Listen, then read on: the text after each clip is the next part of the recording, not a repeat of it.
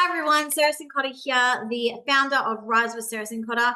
Today is a special one, and I really encourage you to sit down, grab a cuppa or a coffee or a drink of water, and you really want to listen in today. I have the wonderful Peter Kennedy joining me. Peter is from Peter Kennedy Consultancy, which is affiliated with the Electro Finance group. Peter, thank you so much for jumping on today. I'm so honored to be able to share this story today. Thanks, Sarah. Great to be on, and thanks for having me. Look forward to the chat. Yes. So Peter and I actually met. I was a business development manager at the time. Peter, you actually went in as a tenant to one of my new landlords in investment properties, and that's how we connected. And we have stayed in touch over the years. And I remember as a BDM, I hit you up and we caught up and met the wonderful team at Electro Finance. And it's just been phenomenal to see, your journey and what you're doing, especially when it comes to advocacy and the finance world. So it's truly grateful that we've continued that relationship and connection, Peter. Yeah, thanks, Sarah. Yeah, you were certainly, you stood out. And as a property advocate and as a mortgage broker, I deal with a lot of property managers and real estate agents, and you certainly shone, and having a continued sort of professional connection and friendship as well has been amazing. So yeah, it's great to reach out and touch base with you. Absolutely. And grow the pies. Yeah, still running premiers. So Peter, you gave me a call, and why I was so wanting to share this is because typically when it comes to news and socials and things that we put out, we tend to talk about all the fluffy stuff and the good things that are going on. But we know that there are some really difficult and challenging times happening right now for people. And now more than ever, we've got the ability to be able to come together and really help people, because that's what typically we do in the whether it's finance or property industry, is we are there, to serve and to help people. So Peter, you've got a special one on how you actually, I've never heard someone go so above and beyond for someone.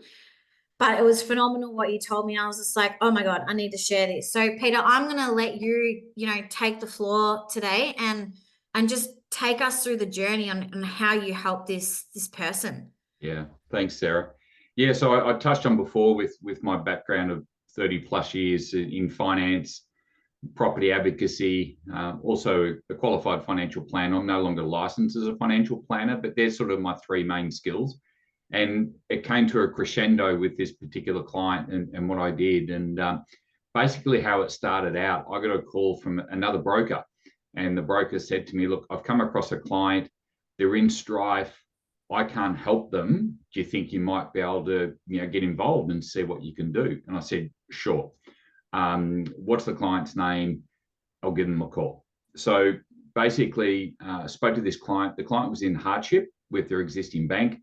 They were well and truly behind in their repayments, and it had gone into the area of the bank where it's sort of one step away from the property being repossessed. So this person was very close to losing their property. The client had actually found a house to buy to downsize and pay out the mortgage. And the agent that was selling that property just wanted, sign on the dotted line, let's get the sale, let's get it done, happy days. Didn't worry about the bigger picture. And we really had some issues there. And one of the issues was that this client didn't have the capacity to pay a deposit. They didn't have the capacity to, do a deposit bond or something like that first off. So we initially had this huge issue. And there was the bigger picture of this person that, okay, we need to get through this really, really difficult time. So the first thing I wanted to do was to sort of touch base with the bank. So when you get to a situation where things are really, really, really dire, and you go into the hardship area of these banks, communication with them is critical. So if you ever have trouble in life with finance, stick your hand up. You're better off sticking your hand up and asking for help rather than burying your head in the sand and they come chasing you. It's not a good scenario. So first of all, I've got an authority to act on my client's behalf. contacted the bank in the hardship area and said to the bank, okay, tell me what the scenario is, warts and all. And they said, terribly behind, there's no real sort of light at the end of the tunnel. And I said, okay, how about you suspend repayments? You give us 3 months to work through, sell existing property, pay out the debt, resettle into a new property and go from there. So the response from the hardship at the bank was fantastic. They said, fine, fantastic. So first off, 3 months, no phone calls, no emails, no harassing, all good. So like, great, okay. And Peter, sorry, I just got to stop you there because I'm sure that a lot of people don't even know that that's a thing that you can do, right? So that's the first thing I just want to highlight is that you took that initiative, obviously with your knowledge and expertise as well, that you were able to do that. Because a lot of people are probably just getting into hardship, and like you said, the banks are calling, going, well, hey, where's your mortgage repayments? Without knowing that they can actually get on the forefront and make that call and come up with a plan. So that's the first thing I just want to point out. Yeah. And they actually wiped some of the penalties that were in place as well. And there's also laws in this country that make sure that these lenders are reasonable and they do try and work out a solution. Unfortunately, people don't necessarily get to that department and it all turns pear-shaped. Where in actual fact, if it had got to that hardship area, it would have been a potentially very different scenario. It doesn't fix all problems, but it's a way better conversation. And the last thing these banks want to do is kick someone out on the street. Yeah, it costs them a lot of money. It's bad PR, and they really don't want to make people homeless. Unfortunately, it does happen in many cases, but there's also many cases where you can actually alleviate that. Right to know. So what we had to do then was to, first of all, tell the agent that wanted to sell my client this property to back off. And this agent was very forceful to me. And I've just said to this agent, no, sorry, back off. We're not buying the property. We need to, sell the property, yada, yada. So that agent was very pushy to say, give me the listing. And I said, well, hang on, with all due respect, I don't know you. You've been very pushy. And as a vendor advocate, I will appoint an agent that I'm happy with and I've dealt with. And this particular agent got really narky with me and really rude. And I just thought, well, I'm sorry, you're making your situation worse. So told that agent just to virtually nick off. So then it was up to me to actually, appoint an agent. And it's all about relationships. It's all about people you trust. So if I'm going to put my reputation on the line and help out a client of mine, I want to bring people into the table that I know and trust. And that's over a long, long period of time of just getting to know people. I'm fairly straight up, very open in my communication, can be warts and all, but it puts everyone in a better position, first and foremost. So what I did was I then wanted to appoint an agent. And I appointed an agent, Simon Waller from Buxton's. Oh my God, what an amazing man and what an amazing job he did, not only for this client, for many other clients. And I contacted Simon and I said, Simon, we've got a really tricky situation here. We've got a client who's in hardship. We've got a client who is not in a very good state. There's going to be a lot of work on this property. Can you please go and have a look? He goes, yeah, been in the game for a while. I know, seen some pretty ordinary, places. So off he went and he went in and had a look at this place. Now, if you have the photo there that you can share, this is what Simon and I were confronted with. Yeah. So we'll take the photo. So let's show the photo and just keep in mind so far, Peter, we've spoken about, you've just had a client that was in hardship and you just touched on the fact now that also there's some other things going on. So now for the viewers today, you're going to get a more of a bigger picture zoomed out on the situation at hand. So there we go. So this is just one part of the house. This is the kitchen. Now, it's not uncommon. It is sad. And it's a element of living as a hoarder and living in squalor. Mm-hmm. And it's a element of society that is out there. Mm-hmm. And it's very sad. But you have a person who is very, very alone and didn't have support. Yeah. And this is where the role of especially Simon and myself working with this particular client to say, hey, there's light at the end of the tunnel. We can help you through this. Now, when Simon saw this and when I saw this, it was like, wow, oh my God, where do we start? Mm. So what we did, so I then found a specialist who specializes in cleaning these types of properties. Mm-hmm. So remember I said before, this particular client didn't have any funds. So we engaged the services of a financial planner. We then were able to access some of her super, and getting access to that super gave us the ability to pay the $20,000 just to clean the property. Wow, $20,000. 20 grand. Yeah. Yep. To remove and clean it. This isn't about preparing it for sale. This is just to get it ready. Mm-hmm. So 20,000 to get it cleaned and to move stuff into storage. That was about $2.5 grand. Wow. Now, then we were ready to actually then start to prepare the house to sell. So if you can, let's see what the 20,000 did just to clean it. And we'll show you the exact same room. And Yep. this is what it ended up looking like. So if you can share that one. And there you go. Looks like a totally different house. Unbelievable. Yeah. Absolutely unbelievable. So the cleaners that specialize in this, they deal with this a lot. And they were the one that were sharing stories about how common this is. Mm. And to see this to what this property was and what we're able to bring it back. So for the client, it was just such a relief and such, a weight off their shoulders that, okay, we're getting somewhere. Yeah. Okay. So now we had to prepare the property to actually sell it, cleaned it, emptied it, and then we had to do it.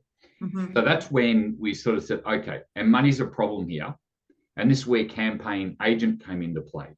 Mm. So campaign agent can provide funds to actually prepare.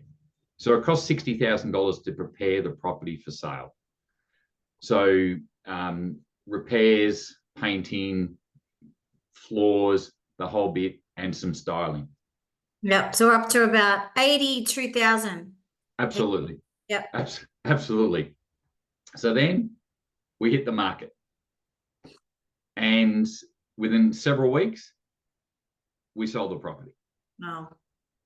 Now, from my calculations, I estimate the net benefit for this client was $400,000.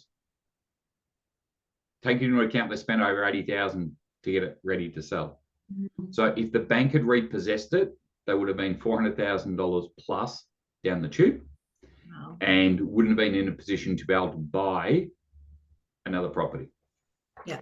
So that was all good. So then we needed to get in a position to be able to buy another property and use a deposit bond. So I've used deposit bonds for a very long time. They're originally very popular in New South Wales and still are. And then I started to leak into Victoria. I was one of the early brokers to use deposit bonds. I've been using them for 20 odd years. So got a deposit bond in place so we could then actually go and bid. And one of the things we found a property that was really going to suit our client, but they had a long-term tenant in there. Mm. So the issue was the vendor wanted to sell, but they had the issue with getting the tenant. So I actually spoke to the managing agent, spoke to the director. The director then spoke to the rental department and said, we will find a rental property for the tenant to allow our client to actually buy and move in, because we had to get our client into a new property. There was no temporary accommodation. Yeah, Now you sold it. Yeah. Yeah, so that sale didn't go through, but the efforts of the director of that firm to get involved, who I know, was extraordinary. So once again, relationships, links, and just dealing with a very delicate matter in such a way where things can be done. If you know who to go to and who to speak to, it's all about the relationships. So deposit bond, ready to go, found a property. So that was all great. And then, so the property that we found, building and pest inspection, came up great, fantastic location. I always like to know the motivation of the seller. What is it? Why are they looking for short term, long term? You know, do they need to rent back or whatever the case may be? But in this particular scenario, happy to short settlement, get the funds. So they were even happy for our client to move in early under a 2-week lease prior to settlement. So all things started to come into play to allow this client to actually move into the new property. All the boxes were stored with taxi box. So they then bought them down. So there's a lot of stuff that was removed and donated to charities and to the tip. But the core elements of these possessions for this client were then brought back into the house and resettled into the house. The bank themselves were thrilled because they didn't have to go through the legal action. The loan got repaid, and happy days. And they were generally happy for the client as well. The client also needed to update their car. So I'm a bit of a carie. So managed to find a really good secondhand car through a dealer. The dealer was fantastic, got that done, all done, car done, super was managed. So we had all the financial things sort of put into place. So that was all great. And then the very last thing we did, we put into place a reverse mortgage. So a reverse mortgage, which is a small amount as a percentage of the overall property, where this particular client, if they do need to tap into some funds for their own lifestyle, they could. Now, it might be as little as $10,000, $20,000, $30,000, but for some in this situation, that's an enormous amount of money if they need it. Yes. So from where to go, from when I got that first phone call to the client being settled in and reverse mortgage put into play, 13 months. Yeah. 13 months. It's a long journey. Yeah. And Simon Waller was unbelievable. The efforts that he went to and his team to assist with this, it was relentless, this particular project. And Simon's efforts were fantastic. So I'll be ever indebted to him for the role that he played. And it was very stressful for him and I. And it was 7 days a week communication from this particular client that went out to 13 months. So Wow. heavy stuff. Heavy stuff. But what I love about this, Peter, is so many people were involved, right? And you touched on it a few times about relationships. And first of all, the relationship with that client, and I really hope that that client is in a much better headspace now from this. And I'm sure that they'll be forever thankful for what you did, because a lot of people would have looked at this situation and would have either gone, it's too hard, or potentially taken advantage of her, which which someone was trying to do and would have ended up in big strife, I'm sure, if your client had gone down that way. But from the bank to the agents, financial planner, superannuation, the cleaner, the taxi box you mentioned, again through the deposit bond, another director, another sales, or probably multiple sales agents, because you were looking at properties, building and pests. It just goes to show the power of having people in your immediate network that you can rely on and trust to help you when these situations arise. And that's what I think it's really about, and shining a light on that Peter, I'm sure that the people who you reached out to, who helped you, you will be forever grateful for that. But also they will remember what you did and your efforts for this particular client, right? Like, this stuff doesn't go unnoticed. Yeah. So it's a situation that you took under your wing. And I would say that it would be very rare that that happens. But I guess why I wanted to share this as well is because we are facing, and especially in Victoria, a housing crisis, and homelessness keeps increasing. We've got a lot of pressure for homeowners as well that came off the back of fixed interest rates and are, being pushed to make some hard decisions. We don't have enough rental properties, and we need more people like you, Peter, that actually come up with solutions to help them in their situations. And we don't have to do this alone. It's utilizing your network and utilizing those relationships to be able to create a beautiful outcome like you did. Thanks. Yeah. So just phenomenal. Yeah, it was an emotional finish to this journey as well, and myself, I was so invested, and to get the final result. And I got a random call from this client, a couple of weeks ago, to say what an amazing, and had moved to a different area, so was concerned about this area, but I tried to instill faith and trust in this particular area, and was saying what a wonderful area. The shops, the transport, everything just blew this client away. So, I'd put my reputation on the line to relocate this person to an area where they'd have a great support network, and they're beside themselves. So, and I always think of it that if it was a relative of mine and they got into this state, that they found somebody that truly cared, and could help them through. And unfortunately, our society is not set up to have a person that you can go to do this sort of stuff. And people get drowned in red tape, and a lot of people get lost, and they hit on hard times. But if you can come across some really amazing professionals out there, that they can help you through this, and there can be light at the end of the tunnel.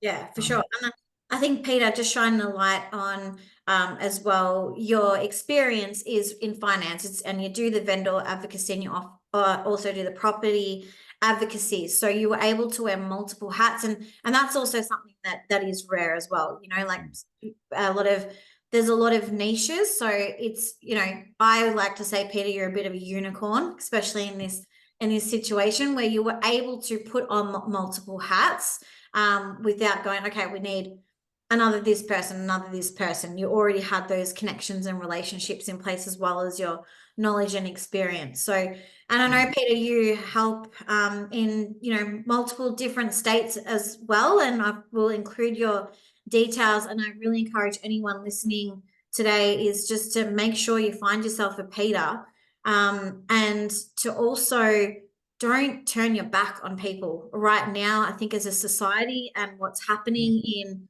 the housing industry, the property industry, more of us need to come together to come up with solutions like this to help people. So I think that's the importance of today's story too. Absolutely. And if you feel somebody is being pushy and, whatever, your internal radar will pop up, and, you will find that person that really cares. You'll find that person that sort of, you can trust and believe in. And I know agents can get a pretty bad rap at times, but I can absolutely assure you, from real estate agents, property managers, and the like, I've come across in my 30 plus years some amazing agents and property managers, and there's a lot of good folk in the industry. Same in the finance industry. There's some amazing finance people. There's some ordinary ones, but that's life. Find yourself a good one, stick with them, and they can see you through. Yeah, some great advice, and just continue to build those trust and relationships, Peter, right? Like that's what it's all about. But I think, just a big thank you to, I think this just goes to show, Peter, the type of person you are and your values and what you did. Because I remember when you first told me this, I was like, well, who paid for all this stuff, right? And then when you told me, I was like, oh my God, I didn't even know you could do these things, right? So if anything as well, for the listeners today or viewers, it's we've educated you as well that these things are accessible to you. whether it's not directly to yourself, to these particular entities, but knowing people that can guide you or introduce you to where you need to go to help you with your situation. So please, you don't have to suffer alone. If you are in a situation, please make sure you put your hand up and ask for help before it gets to the point where, you know, you are getting deeper and deeper into hardship. I think that's also something to remember as well. Yeah, and I've had many clients over the years where I've had to say to them that they're going to have to let their house go, and they're going to have to sell, and they're going to have to rent, and just to breathe and go again. So, but if I can help people save their homes, I will. And sometimes you can't, but it's also helping them through that. And then, you know, I've had clients that I haven't done business with for 4 years, that I've helped them through that period, and then finally they might need some help, but that's okay. I'm not going anywhere. Yeah. So, you know, when they need your help, you're there. For sure. Yeah. And I'm just going to show the before and afters again, Peter, because I think it's just good to see them side by side. So for those, yeah, that's what, you know, I think that just really goes to show there was a lot going on there. Yeah. You know, this particular client, you know, really needing the help. And Yep. that was from helping prepare the home for sale and Yep. a new journey and a new life, I would say, for your client. So magnificent. Peter, thank you for coming on today and yeah, sharing this. Like I said, for anyone watching, I will pop Peter's details below. Reach out, connect with Peter. If you want to know more about any of the people or businesses that Peter mentioned as well today, probably the cleaner, Peter. I'm sure people are interested to know what cleaner that was. Yeah, absolutely. Yeah, please reach out. But thank you so much, Peter, for all that you do. Thanks, Sarah. Thanks for having me on. Thank you.